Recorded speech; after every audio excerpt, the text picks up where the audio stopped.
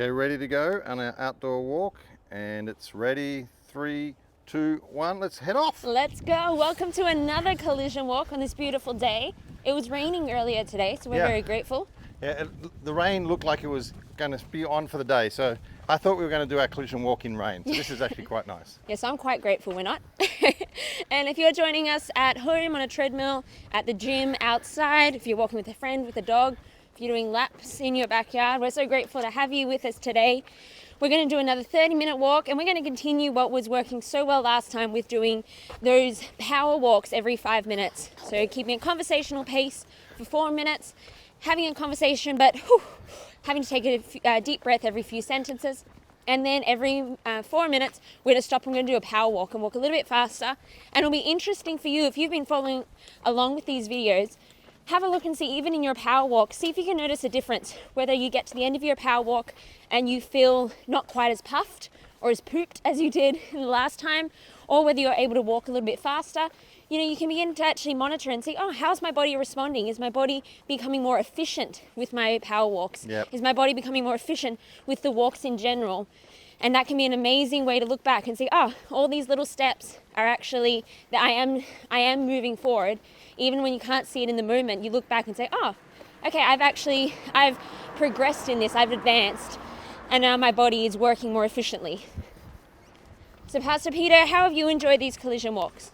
What's been your experience? I have enjoyed these walks because one of the things is, you know, I have gone from walks. This is not the first time I've ever walked, and not even gone for an exercise type walk. But normally my walks are just one pace. Yeah. And my way of improving is seeing if I could walk a bit further within the same time, or come back, you know, instead of it taking 32 minutes, take 31. Yeah. So I push myself a little bit harder and walk. But I think what I've enjoyed is, I've never done the power walk sort of method, you know, where you just sort of, to me it's just one pace and I've just got to pick up the whole thing. Whereas I've enjoyed learning from you some different styles and methods of doing a walk. So for instance, the power walk, you know, do a good pace and then push hard for a minute. And I found that enjoyable to be able to sort of do that. I found that a little bit more fun and enjoyable. I also enjoyed obviously doing this and having the conversations as we go, because, well, it means that time goes quickly. Yeah, and it is amazing finding those, you know, exercising, in my opinion. I love exercising, I love fitness, I love being healthy, but I think it should be enjoyable. I don't enjoy doing a workout where all I'm wanting is for it to be over. And I think even doing the workout, and the only benefit you get is the tick that I've done it. The result at the end. Yeah. Whereas there is such an enjoyment where you actually find a style and method for workouts which you enjoy, and you would, to the point where you would do it even if you weren't getting the results. And so for me, outdoor walks with friends, I would do this even if it wasn't for a fitness journey. No, and that's the thing. I've enjoyed it. We're recording, obviously, but it's been fun. And the favour we've had, like meeting the lady with the ducks. Carol, that's right, and named because she was born on Christmas. And before we go to the other one, this famous bench that I point out to you, this is the bench that Tom Hanks never sat at. And so, you need to make a little plaque for it. Yeah, it's like just got to remember that. And then we had the kangaroos. Yes. That was just favour and a lot of fun. And so I think I've just enjoyed doing them with you, chatting, and different things that open up over that time. So it's like I said, it's the we want to make the journey enjoyable. Enjoy the journey. And Christine, Pastor Christine, my wife, she shared the that concept on Sunday, actually, didn't she? Yes, enjoying the journey. Look, we've got special guest star. Give us a wave, Jay. If you can't tell who it is yet, this is Pastor Peter's son, my brother, Jay Lewis. You want to say hello to all the walkers? Hello. I'm not sure if you can hear me, I don't have a mic. Just shout loud. Hello. There's a lot of pressure on this shot. Okay, Jay, we're watching. Oh! That was take 57. Yeah. That's the best. There we go. That's the best we could get in 57 takes, but we're just going to leave it there. That was the best take we could get in 57 efforts. Yeah. Anyway, most of the others didn't even hit the ring. No, one shot. Yeah. Alright, Pastor Peter, we skipped our first power walk because it was so late. So let's do if we go from now. Okay, well, can we just get across the road Yeah, let's first? cross the road I'm and always then we'll do a concerned about power walking through the road. Just little bit of, yeah, there's a car there. No, we're all good. Okay, ready for a power walk, and away we go. Go. So this is your chance to pick up the pace. Get to a point where you probably shouldn't be able to maintain a conversation at this pace. It should be no, my body is working, it's moving hard. There's a person in the bush. And that's it. Big strides. You should feel your heart rate rising. It's a good thing. Your body's working a bit harder. Yep, Saying, you need to find a pace that you can do for 1 minute. Don't try to find a pace that you could do for 2 minutes or you can only maintain for 30 seconds. But say find a pace that for 1 minute. Work a little bit harder. Take some deeper breaths. I'm glad that this sort of process, because I know I'm only doing it for a minute. Exactly. I couldn't do this for 30 minutes. No, but you can say, okay, I can maintain this for 1 minute. We've only got 10 more seconds. So I can push myself for that last 10 seconds. I'm all good. And 5, 4, 3, 2, and 1. Okay, and I can go back to a normal pace. Conversational pace. And you know, this is an amazing thing that I'd never really tried this style of walking, or you can do the same with running. You might do a 5-minute jog and then you'll pick the pace up and do sort of 2 minutes sort of faster pace. And I have really enjoyed them because I think it makes the process for me a lot more fun. There are some people who get a lot of enjoyment out of doing sprint training, or where it's you go for a 10-minute run but you run as fast as you can for 10 minutes. I don't find that enjoyable. I would much rather say, I'd rather take 30 minutes out, and probably overall I've pushed my body to the same level as someone who's gone 10 minutes flat chat, but I've enjoyed the process. And I think that's the thing, finding the style of workouts that you actually enjoy. It could be walking, it could be running, it could be bike riding, it could be finding something which you say, oh, this style, this method is actually something I get a lot of enjoyment out of. And that's going to make your fitness and health journey a lot more fun and a lot more sustainable, because you're getting enjoyment from it, not just I have to tick this off my to-do list. Brooke, question for you. Because when I'm doing the power walk, I noticed I'm sort of doing faster paces, but I was thinking about should I maybe even try doing a longer stride? Would that, if I go at the same walking speed, but I'm doing longer strides, that also pushes up. Yeah. What's your thoughts there? Well, that is an amazing question. Oh, thank you. It's not something that I have a definitive answer for, because... more the question then. It's something that I'm actually in the process of researching for my own life. So it's more something that I am very much on the journey this year. For all these months, I've actually been studying a little bit in terms of techniques for running and for walking. For two things. One is for me, it's less about the speed, but it's more about running or walking as efficiently as possible. And it's amazing sometimes the little changes you make to your body could mean that for a minute I might not notice a difference. But if I'm doing a half marathon, it makes a huge difference. If my body's working a little bit more efficiently, so I'm exerting a little bit more effort every minute. Or a little bit less effort. So a little bit less. It means that by the end of 2.5 hours, it makes a big difference to how I'm able to get through an entire half marathon. So that's something I've actually been researching a lot, in everything from my stride to where I should be landing on my foot, whether it should be my heel, my toe, middle of my foot. All these little things I've been researching. And heel first?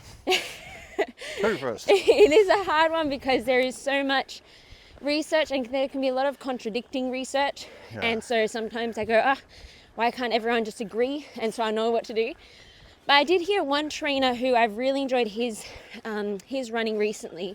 And one thing I really like is that for him, all his runs are very much on techniques that will prevent injury. And so it's all about the sustainability of whether it's running or walking, so that for a lifetime you can be doing this. Not just you've got a race in a few weeks. How far till our next power walk? We've got another about 2 minutes. Okay. So not just so it's you've got a race, so you're trying to get a little bit faster. It's in 5 years' time, you want to continue to be walking and running because you haven't been putting excess strain on your knees or putting something under strain where you can then cause injury. Right. So you're saying certain ways of walking or doing it puts more pressure on Exactly. a joint or a muscle. And it can also be not even, it can also just be the general technique you use. That you'll see some people when they walk here, for instance, a very common mistake people make when they walk or run is that they'll put their shoulders up, like they'll shrug their shoulder, exactly, just like that. Especially if I'm going to use my arms. I'm like, Yeah, so people put their shoulders up, which as a result will put your shoulders and your neck and all those muscles, it'll tense them, it'll make them strain, which can then also mean that your whole body isn't quite engaged as it should be. It's a very common thing that people do, but something as simple as making sure your shoulders are relaxed. All right, so I'm going to go for a walk. Oh, go for a walk. Yeah, so you want to make sure your shoulders are relaxed. Still, your arms are engaged. Having your arms engaged is a great technique, a very underused technique in walking and running, because rather than just your legs doing all the work, your whole body can actually be engaged and be moving. So using your arms, swinging your arms, keeping your elbows at that 90 degree, keeping your arms close to you so you're not swelling around, you're not... Is that right? Is that what you meant? Perfect. Boy, Brooke, I don't know about this technique. It's not making it feel very easy. All right, we're going to hit our next power walk in 3, 2, 1, and go. So exactly, power. So you can see how Pastor Peter he's swinging his arms, which means that his upper body is also engaged with the walk. His legs aren't just having to work harder. His whole body is now using momentum. But he's keeping his elbows close to his body, because if you keep them too far out, then what you'll find is that your top half can be swinging from side to side, which can put excess strain on your back. It can also just mean that you're using energy you don't need to be using. We want to be efficient when we're walking and we're running, because that means we'll be able to walk for longer, run for longer, prevent injury, live healthier. And so all these little things can make a huge, huge difference. We've got another 15 seconds, Pastor Peter. Keep it up, keep that pace. And we're going in 5, 4, 3, 2, and 1. Pastor Peter, did you not notice any difference using your arms, engaging your arms in that walk? Yeah, it was interesting. As soon as I wanted to go faster, engage, but learn not to push the shoulders up to, because that you can feel the strain, so I can feel that. Also not to, if I've got my arms out too wide, I can feel my body twisting. Yes. But if I'm going like that, it's actually twisting at the hips, which I'm guessing that's not going to be healthy. It's not going to be what we're wanting, no. No, but it's certainly better than if I'm just trying to walk without the arms. The arms help the stride. Hey. Yeah, because it is something, you want your whole body to be engaged and active during the walk. That will also help prevent injury. The less strain and effort there is on one particular muscle or joint for a walk, for a run, for any kind of exercise, that's going to be putting more and more strain on that muscle and giving you more and more opportunity for injury. Whereas when your whole body is engaged, your core, those stomach muscles, those back muscles, if they're always engaged, it means you'll always be in a position where you'll be preventing the opportunity for injury, and you'll be working more efficiently. So that's why it's one thing that the trainer, who I really enjoy his runs, one thing he said recently, he said, in terms of exactly how far should your stride be, how much should you be picking your foot up behind you? You don't want to be dragging your feet. Not too small. And he said even exactly where you're landing in your feet, he said you don't want to be, hitting down on your heel or your toe. You want to have a light stride. So you want to make it as easy for your feet as possible when you're stepping down. So you don't want to be smacking down, thumping down, but exactly whether it's more on your heel or whether it's the middle of your foot, he said a lot of that will actually come down to more what is natural to you. And I think I'm just trying to now think about my stride and things. Yeah. So on purpose, not walking. Yes. Because you can feel the thump, yes. thump. Feel as if I'm trying to glide a bit more. Yeah. So I've got always think efficiency. What's going to be more efficient? The less you're thumping down, the more you're gliding. Yeah, so you'll be gliding working more with a nice even spread. I also noticed when I wanted to quicken my pace a bit, there was a tendency for me to lean forward a bit. Yes. As if I'm sort of stumbling downhill. Yeah. And that can be a technique for, especially in a half marathon, where so much of it is eventually I'd love to do a marathon. I'm not there yet, but for my half marathons, efficiency is key, because those 1% changes over 2.5 hours makes a huge difference. And one of the trainers said something as little as slightly moving forward, so you're actually using sort of gravity, so it means you're rolling forward. He said that's going to be helping you because it might just make a little bit of a difference, but it's within your balance. Okay, we're at our famous sign. Swing around. And around we go. But you want to do it in moderation. You don't want to be leaning so far forward. It's actually unnatural. I can feel the pressure on my calves build. Yes. And if I'm landing on my toes, I don't think that's good for the rest of my body. And I think that is the thing. It's listening to your body, because often your body will be giving you signals where you can say, oh, hi, I can just feel that when I'm walking this way, I can feel these particular muscles are taking way too much of the work, way too much. And that's why this trainer said a lot. What he always suggests is, he said, listen to your body and see what works well for my body. Is this roughly where it feels natural for my foot to be landing? Is this roughly how natural my stride will be? And he said that's a great place to start, because he said it's finding the most natural spot for your body, the most natural way for your body to be efficient when walking and when running. And then that's going to be when you can then grow. Then you can do more research and make those little tweaks here and there. But you're actually starting from the place of, this is how my body walks and runs naturally, not I'm just trying to copy someone else where this is really not fitting for my body. Okay, power speed, we're going to go for another power walk. And I notice when my power walks, my arms get more involved. Exactly, and that's a great thing, because it means you're not just putting more stress or strain on your legs to walk faster, your body's engaging. So let's go in 4, 3, 2, 1, and power walk. Yeah, but I'm not going to lean forward too much. I found that was putting a bit of strain. So I'm trying to keep a nice, but a little bit lean forward, because I'm just leaning forward a little bit more. Gives me a bit more momentum to move, but not too far forward. You don't want to look as though you could fall if you don't take enough steps. Trying to do the glide. Yes. So it's a nice even, not pounding. Absolutely. Keeping both legs working equally, not feeling as though one leg is pushing forward, the other is just being dragged behind. Okay, yeah, that's hard. Which is a problem I've definitely had in the past, that my right leg will go forward, but then my left leg kind of just follows, rather than my left leg also helping me move forward. I'm probably doing a slightly longer stride just to get that pace up a bit. Yeah. We've got another 10 seconds. Okay. And we're also going uphill now, so that's another way. Bit. Shorten the stride, but push through that up. And we are done. Is that a thing when you're going up an incline? You've got to adjust length of your stride. Exactly, and that's why so much of it will be you need to be able to listen to your body, because depending on what ground it is, depending on whether it's incline, whether you're going downhill, all these things will make differences. So that's why you don't want to just have this is exactly how I do it. You want to also be able to be flexible and be able to adapt to your surroundings. And so that's why it's listening to your body, learning okay, these are little things I can make sure I'm doing on purpose, no matter what environment I'm in. And you know, one of the things I found really interesting is a technique and a tip I learned from a trainer. Is he said sometimes people are so focused on how far forward should my foot, where should my stride be reaching, and exactly how should my foot be landing. And he said one thing that really helped him was he started mentally more focusing on when his foot was behind him, was he picking it up properly.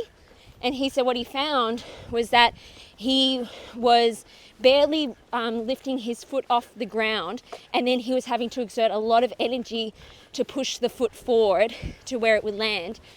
Whereas he said when he started focusing on making sure once the foot was behind him, he would roll it up. He said it actually just then naturally would fall forward. He said, imagine it's like on a bike. He said it goes back and up, and then it just naturally comes down. And he said for him, that really helped him, because he said when he started focusing more on, was he lifting his leg up properly for the stride, he said the actual stride just happened quite naturally. And so that's one thing I found really helpful is sometimes when I'm getting... I just want to know whether people like me listening to you, now I'm just listening, doing my back foot up like a bike, imagining I'm right. Not yeah.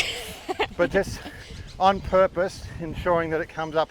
And I do find for me, just being aware of that, I'm amazed that sometimes just focusing on a little bit it means that suddenly I find my feet landing a far more natural way than when I'm just fully focused on how do I get it to land where it needs to be. So if I lift it up, my body, this amazing body that God has created, our bodies are so smart.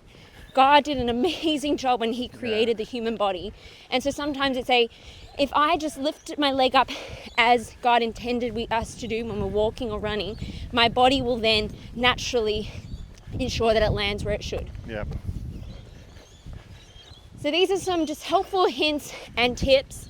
As I said, it's not a one size fits all, but very much going to be all these different things, just sometimes listening, trying them out and finding what works for you. Because and then we've got a headwind at the moment too. Yeah, because then sometimes you'll find this is the thing that when I do this, I can feel the difference. And for me, it always comes down to how efficient do I feel my body is working?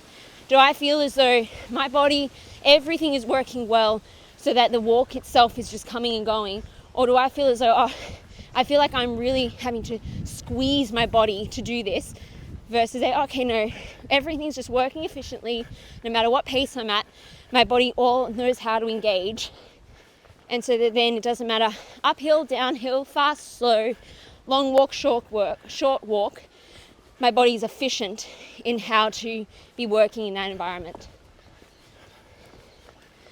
Now, I haven't been keeping exact track of our power walks, but I think in about another 30 seconds we can go for another one. I think that sounds good. And you can tell I'm getting towards the later in the walk. Now it's going to be more of a, Yeah. I'm going to have to breathe, but it's good. That's why 30 minutes, I'm not doing 2 hours. Yes. 30 minutes is enough. And to be honest, we've been listening to you, thinking about my walk, a whole lot of other stuff. I don't know how long we're into this walk. We're 22 minutes in. 20, I should be able to look at my watch. Yeah. Yeah, we've done over 2 kilometres. Yeah. So 2.1 kilometres, and I've really been focusing and giving my attention, which meant this has gone more quickly than if I just said, I'm just going to walk for 2 kilometres. Yes. And even those little things like focusing on, for me, a lot of it's mind games. So it can be, just when I'm getting tired, I'll deliberately choose to focus on something like picking my feet up behind me, because it just actually helps my body to not focus on my body's tired, I'm feeling a bit done. Say, no, actually, brain, you can focus on this, because once I'm not focusing on it, I'll find, when my body's working efficiently, actually, suddenly the walk comes and goes, and I go, that was very quick. So I'm going to focus on this power walk right now, on nice, even arm movement and a bit of a glide. Yeah. So that's my aim, a quicker glide, but where everything's doing nice and smooth. Okay, let's go in 4, 3, 2, 1, and let's do our power walk. So you focus on one of the tips that we've shared today. Don't try to focus on them all. Focus on, as Pastor Peter said, just focus on 1 or 2 and say, okay, for the next minute or for the next 50 seconds now, this is what I'm going to be focusing on. What about also, I'm looking at the gate at the end. Yes. I'm like, okay, I'm going to power walk to there. I'm focused on that spot.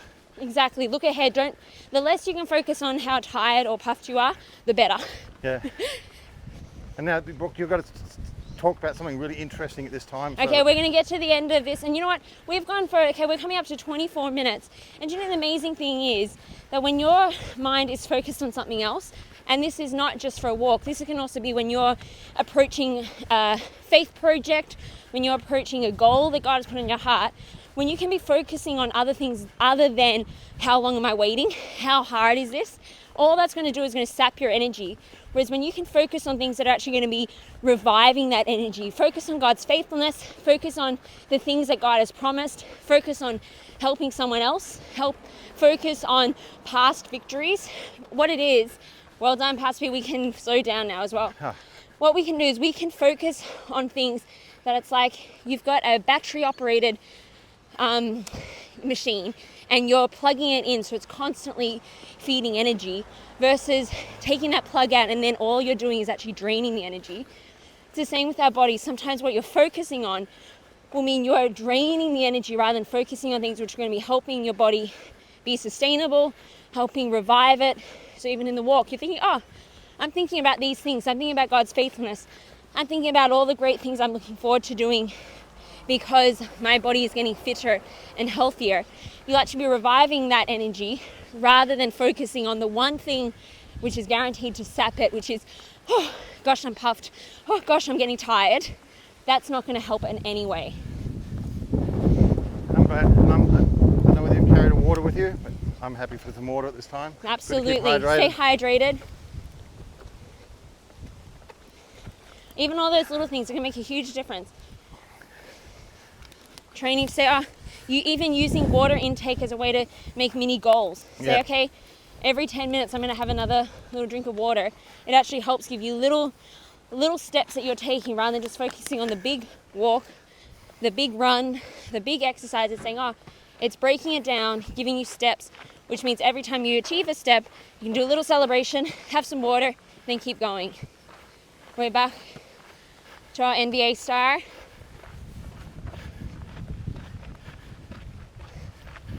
We'll go back around this way. Are you still recording? We're still recording. You're going to show us something else? Okay. I missed the way it goes, right? Ready, Oh, pass, here, ready, this is ready, what we're ready, after. And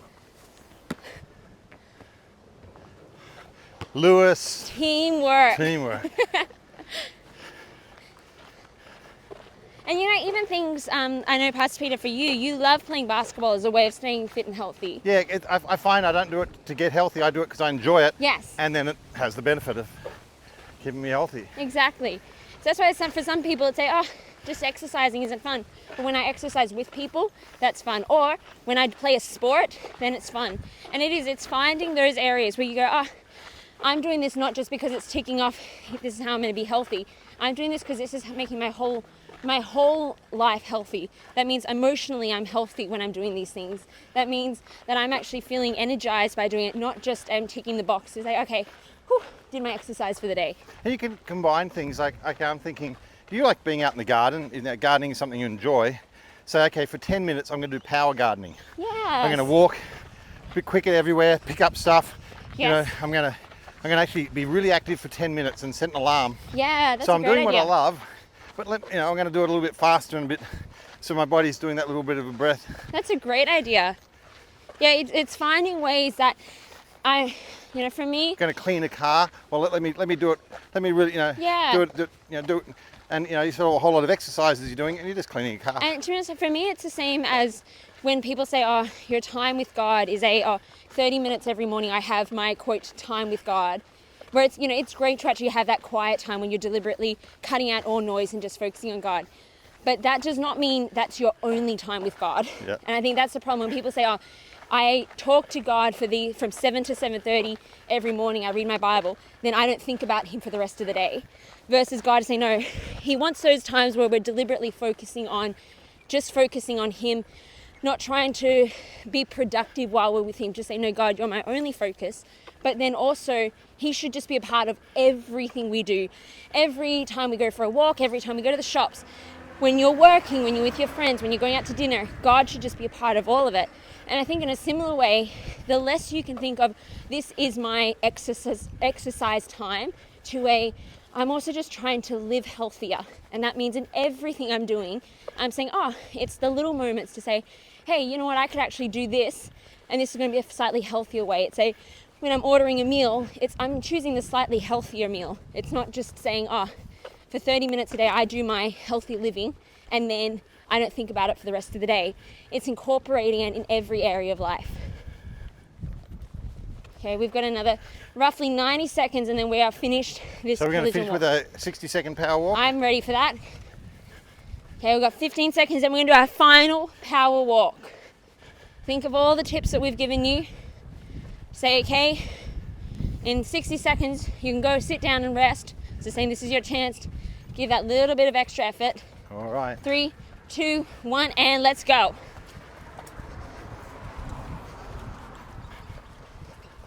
Focus on your arms. Keep your shoulders relaxed, keeping your elbows close to your body, but swinging your arms to help with that momentum. Maybe focus on making sure that your steps, you're not thumping down like a giant, but you're gliding. You're making it a kind walk on your joints, on your ankles, and your feet. Focusing on picking your foot up behind you, not just dragging it forward with each step. Focus on breathing in through your nose, holding it, and then breathing it out through your mouth. Time your breathing with your steps. Go in, out, out, in, out, out, in, out, out. We've got 15 more seconds. 10.